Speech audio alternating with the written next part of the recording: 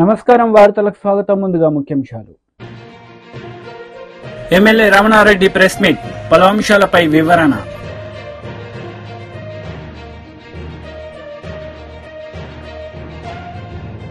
మాజీ మంత్రి Jagadish Reddy press meet, పలు అంశాలపై వివరణ. వైసీపీ లీడర్ మీడియా సమావేశం నిర్వహించారు. ఈ సందర్భంగా పలు అంశాలపై ఆయన మాట్లాడారు. చేపడుతుందని చెప్పిన కారణం, ఒప్పించిన కారణం అంటే చంద్రబాబు నాయుడు గారికి ఒక నైజం ఉంది. ఆయన అంటారు, ప్రతి ఆపదలోని నేను ఆపర్చునిటీస్ని ఎత్తుక్కుంటాను అనేటువంటి మాట. అంటే పోలవరం ఆయన గడిచిన 9 సంవత్సరాలు, గతంలో 9 సంవత్సరాలు ముఖ్యమంత్రిగా ఉన్నా పోలవరం నిర్మాణం కోసం ఏ రోజు కూడా ప్రయత్నం చేయలేదు. పోలవరం గురించి ఏ రోజు మాట్లాడలేదు. రాష్ట్రాన్ని విభజించమన్నప్పుడు ఒక అవకాశం వచ్చింది. రాష్ట్రానికి ప్రధాన వనరైనటువంటి పోలవరం నిర్మాణం చేయాలని కేంద్ర ప్రభుత్వం నిర్ణయిస్తే అందులో ఎలా లాభాలు సంపాదించాలని చంద్రబాబు నాయుడు గారు చేసిన ఆలోచన. రెండవది కూడా చెప్తా ఉన్నాను, ఆయన ప్రత్యేక తరగతి హోదాని, ప్రత్యేక ప్యాకేజీ కోసం రాత్రికి రాత్రి వచ్చి ప్రెస్ మీట్ పెట్టింది కూడా ఈ రాష్ట్ర పౌరులందరూ కూడా ఒకసారి గమనించాలి.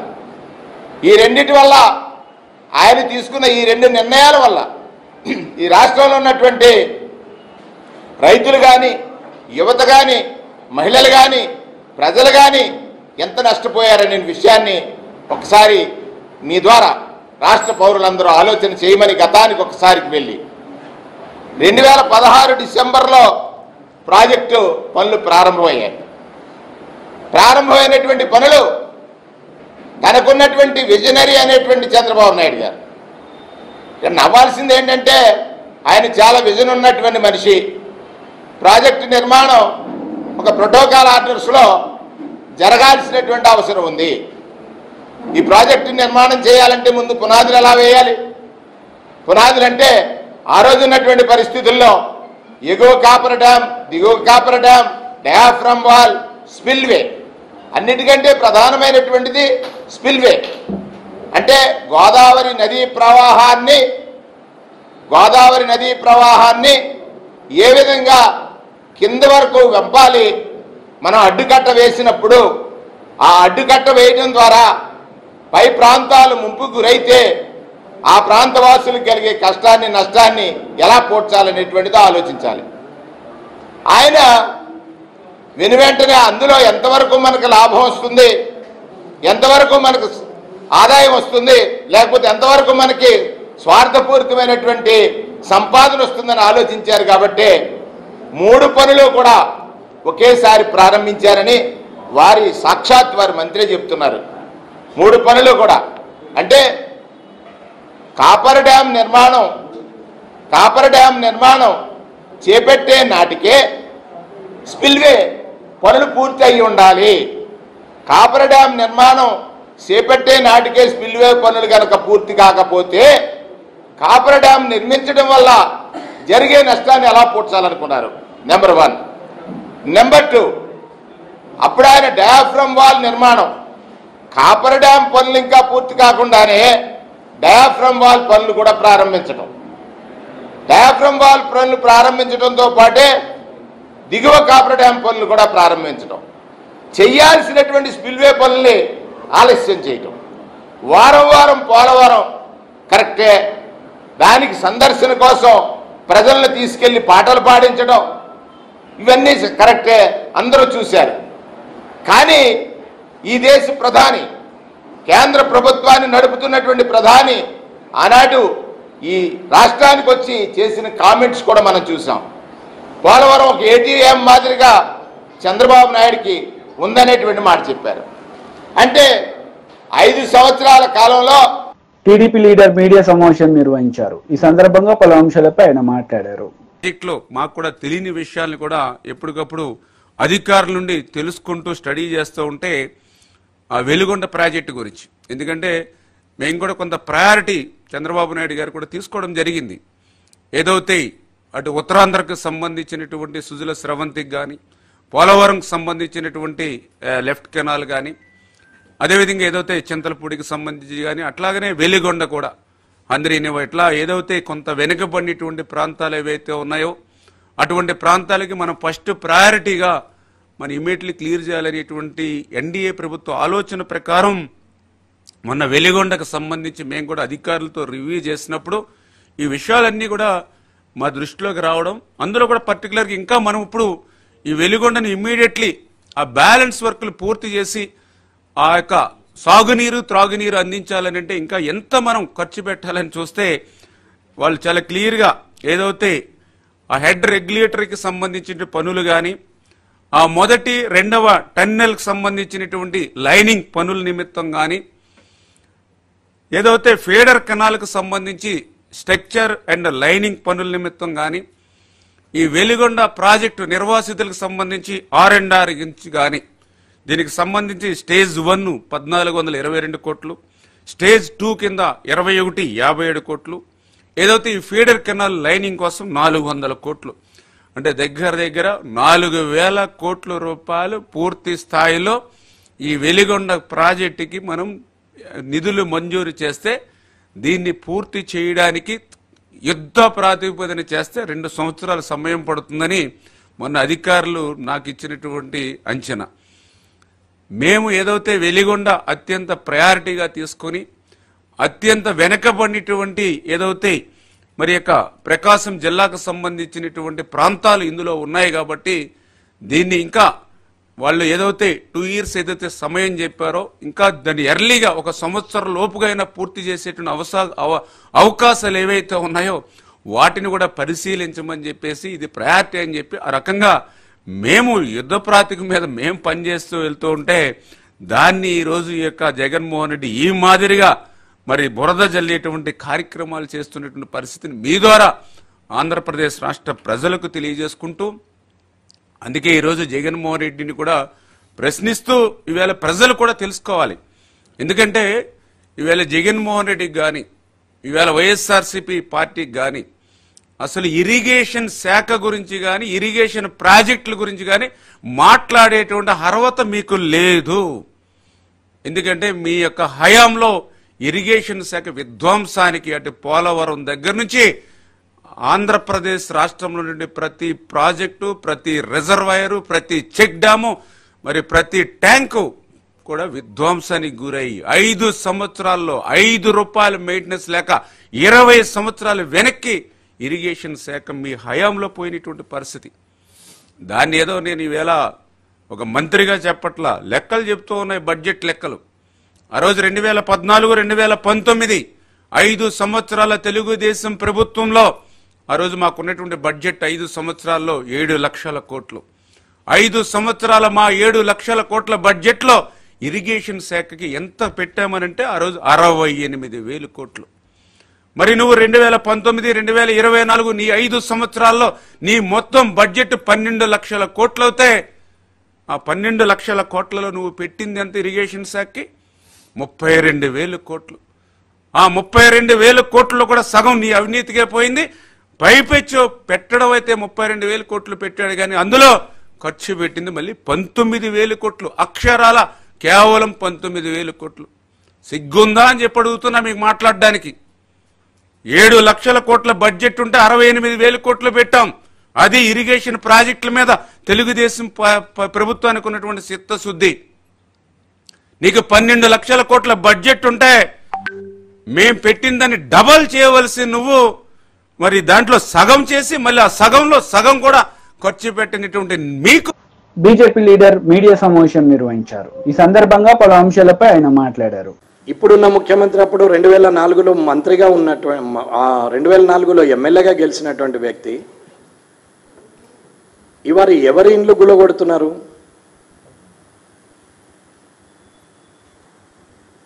ఇవాళ మళ్ళీ సామాన్య ప్రజానీకంకి సంబంధించిన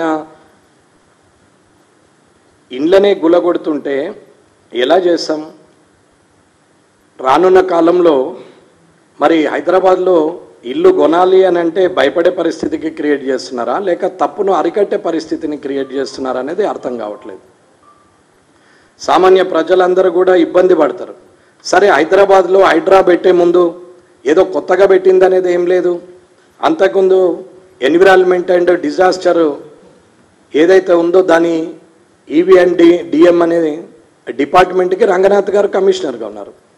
దాన్నే మార్పుగా జూలై 1 నాడు మాట్లాడారు, జూలై 2 నాడు ఇంప్లిమెంట్ చేసిరు 2024. దానికి కమిషనర్గా రంగనాథ్ గారు వచ్చారు.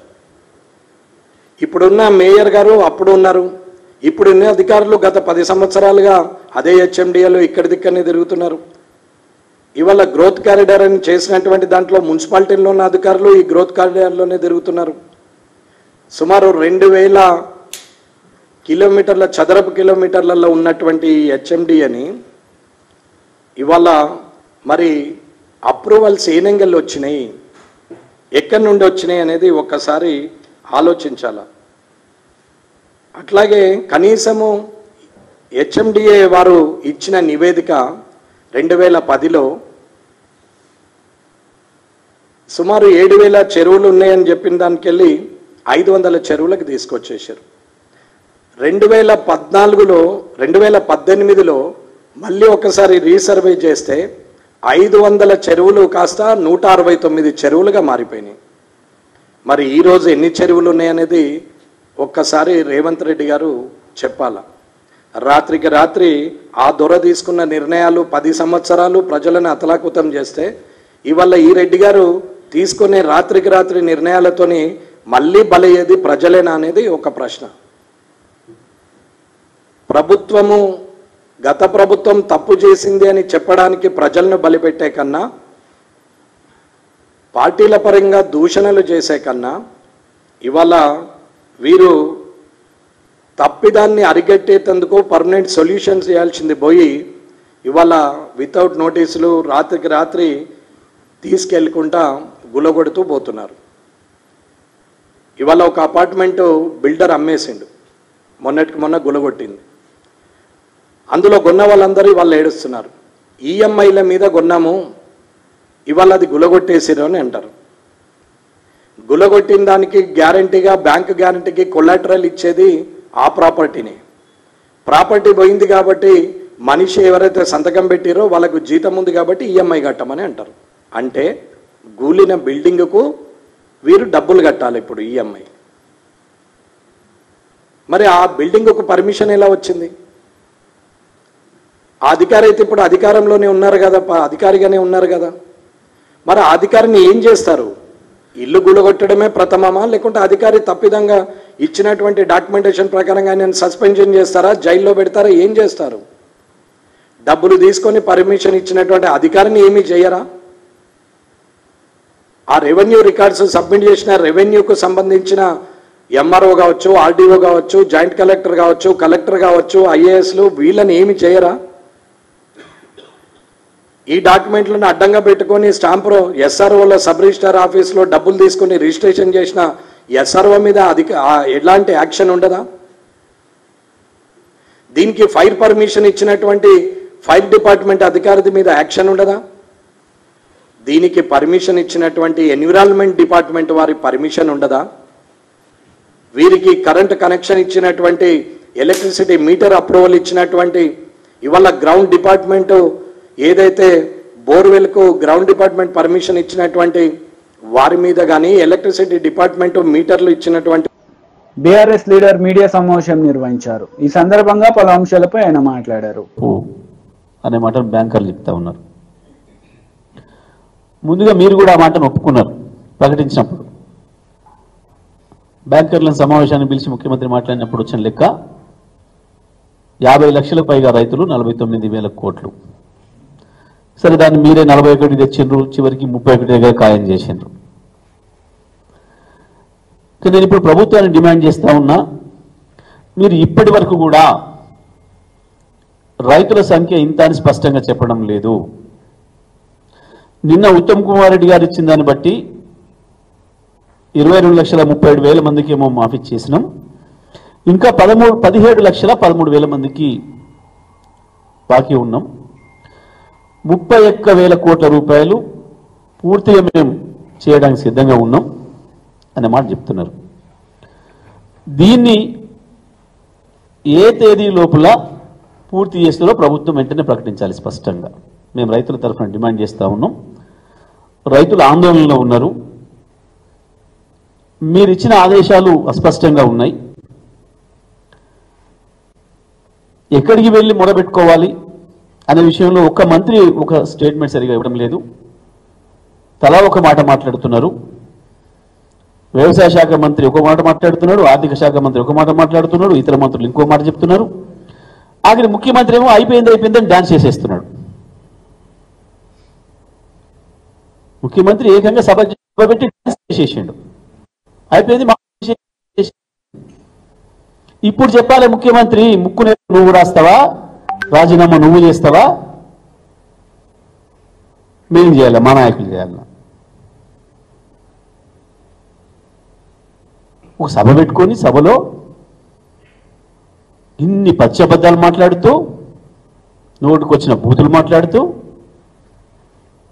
నువ్వు చేసిన ప్రహసనం ఇవాళ ఉత్తమ్ కుమార్ రెడ్డి గారి స్టేట్మెంట్తో స్పష్టంగా తేలిపోయింది. ముఖ్యమంత్రి చెప్పింది అక్షరం పచ్చి అబద్ధం అనే మాట.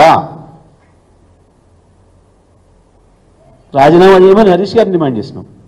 చేయి, నువ్వు చేస్తావా ఇప్పుడు, లేదా క్షమాపణలు చెప్తావా, చెంపలు వేసుకుంటావా? తెలంగాణ రైతాంగాన్ని మోసం చేసినందుకు మొత్తం అయిపోయింది, అందరూ చేసేసినా అని చెప్పినావు.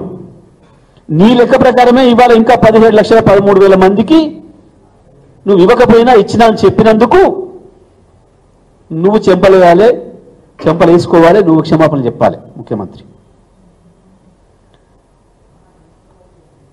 అది చేయడమే కాదు, వెంటనే ఏ తేదీ లోపల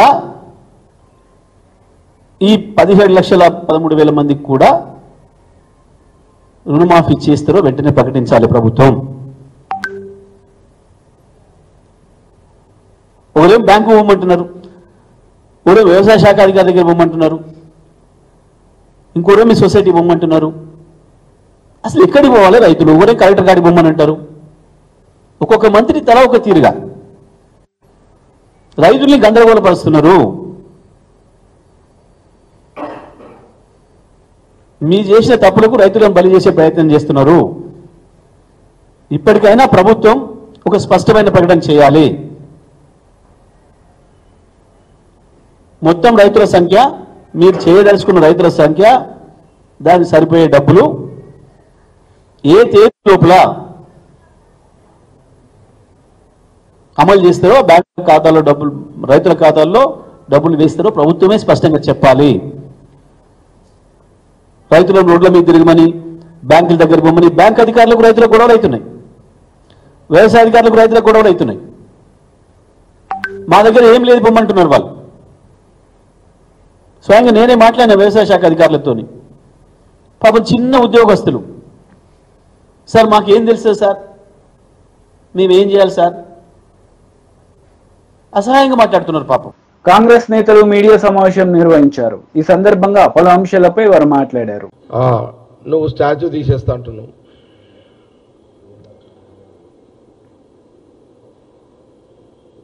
ఇక్కడ మేమేమన్నా చూసుకుంటూ కూర్చుంటాం అనుకుంటావా కేటీఆర్? నువ్వు స్టాచ్యూ తీస్తా అంటున్నావు కదా రాజీవ్ గాంధీ గారిది. నువ్వు స్టాచ్యూ దగ్గర ముఖ్యమంత్రి రేవంత్ రెడ్డి గారు బహుశా సోనియా గాంధీ రాహుల్ గాంధీ అపాయింట్మెంట్ దొరికిన తర్వాత వాళ్ళ చేతుల మీదుగా రాజీవ్ గాంధీ గారి యొక్క స్టాచ్యూ ఆవిష్కరణ చేయాలనేది ముఖ్యమంత్రి గారు మా క్యాబినెట్ మినిస్టర్లు చేస్తున్న ప్రయత్నం. అడుగు అశోక్ గారు, ఎప్పుడు అది? తెలంగాణ తల్లి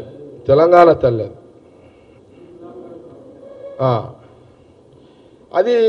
ఇక మేమేమంటున్నామంటే ముఖ్యమంత్రి రేవంత్ రెడ్డి గారు, మా మినిస్టర్లు, కాంగ్రెస్ పార్టీ రాజీవ్ గాంధీ స్టాచ్యూ ఆవిష్కరణ సోనియా గాంధీ రాహుల్ గాంధీ చేతుల మీదుగా త్వరలో ముఖ్యమంత్రి గారు డిసైడ్ చేసి డేట్ డిక్లేర్ చేయడం జరుగుతుంది. అది ఆవిష్కరణ జరుగుతుంది. ఇప్పుడు నువ్వేమంటున్నావు, మీరు పెట్టినా స్టాచ్యూ తీస్తా అని మీరు ఏదో మాట్లాడారు. ఇది 2 రకాల స్టేట్మెంట్లు వచ్చినాయి. నిన్న స్టేట్ మీద మాట్లాడుతున్నా. నేను ఇంకా మొత్తం రాలే, ఇంకా మెల్లమెల్లంగా వస్తా, స్టెప్ బై స్టెప్ వస్తా, తొందర ఏం లేదు. ఇప్పుడు నిన్న స్టేట్ మీద మాట్లాడుతున్నా. మరి మేము ఈడ నువ్వు ఎప్పుడు తీస్తావు? నువ్వు ఈ 4 సంవత్సరాల 4 నెలలు అయితే నీకు ముట్టుకోనికే రాదు. నీకు అంత దమ్ము అంత ఆ ధైర్యము నీకు లేదు, ఆ దమ్ము నీకు లేదు. అంటే నెక్స్ట్ అంటే మీ గవర్నమెంట్ వస్తుందేమో అని ఆశాభావంతో అప్పుడు తీసేస్తాను నువ్వేదో మాటలు చెప్పినావు.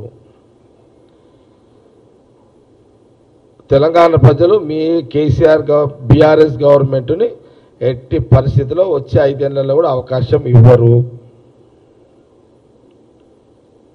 తెలంగాణ ప్రజలు స్వేచ్ఛగా ప్రశాంతంగా హాయిగా హ్యాపీగా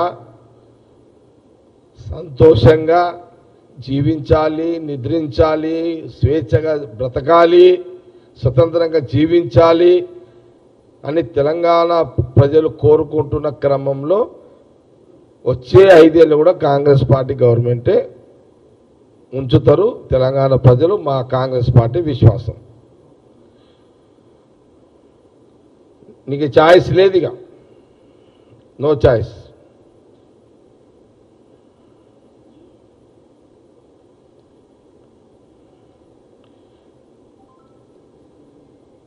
ఇంకేమన్నా నేను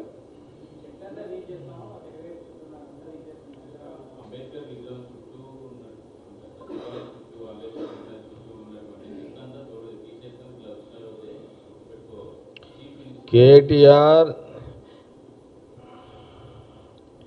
ఇప్పుడు నువ్వేమో మా ముఖ్యమంత్రి రేవంత్ రెడ్డినేమో ఏమన్నావు? చీఫ్ మినిస్టర్ నువ్వేదో మాట్లాడుతున్నావు. నువ్వు నీ మాటలు చీఫ్ లిక్కర్ తీరు. నేను ఈ మాటలన్నీ కేటీఆర్ మాటలన్నీ కూడా చీఫ్ లిక్కర్ దాగినోడు మాట్లాడుతున్నాడు, అట్లా మాట్లాడుతున్నాడు. ఓకేనా? టీడీపీ లీడర్ మీడియా సమావేశం నిర్వహించారు. ఈ సందర్భంగా పలు అంశాలపై ఆమె మాట్లాడారు. 15 మంది కడుపు నొప్పి వచ్చి వాంతులు విరోచనాలు అయితే కూడా ఏ రోజు మీరు పట్టించుకోవాలా? ఇది ఎప్పుడు జరిగింది? 27/11/2022లో జరిగింది. పశ్చిమ గోదావరి జిల్లాలో 21 మంది ప్రాథమిక మండల పరిషత్ ఏది పాలకోడేరులో నెంబర్ 1 మండల పరిషత్ ప్రాథమిక పాఠశాలలో 21 మంది మరి ఫుడ్ పాయిజన్ కి గురైతే ఒక్కళ్ళని కూడా పట్టించుకున్న పరిస్థితి లేదు. ఇది మేము సాక్ష్యాలతో సహా చెప్పగలుగుతాం. ఈనాడులో వచ్చింది. తర్వాత 31/1/2023 160 మంది విద్యార్థులు సకాలంలో చికిత్స లేక కలుషిత ఆహారంతో విలవిల్లాడిపోయారు. దీని మీద ఏం సమాధానం చెప్తా? అలాగే మధ్యాహ్న భోజనం వికటించి 38 మంది అస్వస్థతకి గురయ్యారు. ఇది పార్వతీపురం మన్యం జిల్లాలో జరిగింది. దీనికి ఏం సమాధానం చెప్తా? ఏ రోజన్నా దీని గురించి పట్టించుకున్నా? ఇవన్నీ ప్రభుత్వం నడిపే పాఠశాలలు, ప్రభుత్వం నడిపేవి. ఇంకా నిన్న జరిగింది అసలు ప్రభుత్వానికి సంబంధమే లేదు. దీనికి ఏం సమాధానం చెప్తారు? కొత్త వలసలో 10 మంది విద్యార్థులు అస్వస్థత జరిగింది. ఇది ఎప్పుడు జరిగింది? 9/2/2023లో. ఏమన్నా యాక్షన్ తీసుకున్నారంటే ఏమీ లేదు. అదేవిధంగా పోలవరం బీసీ బాలుల వసతి గృహంలో కలుషిత ఆహారం తిని 39 మంది అస్వస్థతకి గురయ్యారు. దీని మీద ఏదైనా యాక్షన్ తీసుకున్నారా? కనీసం ఒక మీటింగ్ పెట్టారా? లేదు. అలాగే బల్లిపడి చిన్నారులకి అందరికి ఫుడ్ పాయిజన్ అయింది, 64 మంది. ఇదెక్కడా? మీ జేబులో మనిషి మదనపల్లిలో జరిగిందమ్మా. ఏ రోజైనా యాక్షన్ తీసుకున్నారా జగన్మోహన్ రెడ్డి గారు? అదేవిధంగా ఇక అనంతపురం నేను రాయలసీమ బిడ్డని అని పదే చెప్పుకునే ఈ జగన్మోహన్ రెడ్డి నేను సూటిగా అడుగుతున్నా. అనంతపురం లేడీస్ హాస్టల్ ఉంది. ఈ హాస్టల్లో ఏ రోజైనా ఈ కేజీబీవీ అనే హాస్టల్ ఏ రోజైనా దీని మీద వెళ్ళడం కానీ అక్కడ తరచూ ఫుడ్ పాయిజన్ జరుగుతుందని చెప్పినా ఏ రోజైనా మీరు వెళ్ళడం కానీ మీ ప్రజాప్రతినిధులు వెళ్ళడం కానీ పర్యవేక్షించడం కానీ దీని మీద ఏదైనా ఒక నోట్ తయారు చేయటం కానీ వీళ్ళ మీద ఏదైనా యాక్షన్ తీసుకోవటం కానీ ఏమన్నా ఉందా? ఎందుకంటే అక్కడ ఉన్న వాళ్ళందరూ మీకు లంచాలు ఇచ్చి వచ్చిన వాళ్ళే, మీ మనుషులే. అక్కడ ఉన్న అధికారులంతా క్లియర్గా పేర్లతో సహా చెప్తాను నేను చెప్పాలంటే. ఏ రోజన్నా వెళ్ళారా? తర్వాత అదే రాయలసీమలో కదిరిలో జగనన్న గోరుముద్ద తిని 20 మంది విద్యార్థులకు అస్వస్థత కదిరిలో జరిగింది. ఎప్పుడు 26/11/2022లో జరిగింది. దీనికి ఆయన సమాధానం చెప్తారా జగన్మోహన్ రెడ్డి గారు? అదేవిధంగా 16 మంది గిరిజన విద్యార్థులు ఎక్కడ, ఇది రాజానగరంలో, ఇది ఎప్పుడు మార్చి 7వ తారీఖు 2021. వార్తలు ముగించే ముందు ముఖ్యాంశాలు మరోసారి. ఎమ్మెల్యే రమణారెడ్డి ప్రెస్ మీట్, పలు అంశాలపై వివరణ.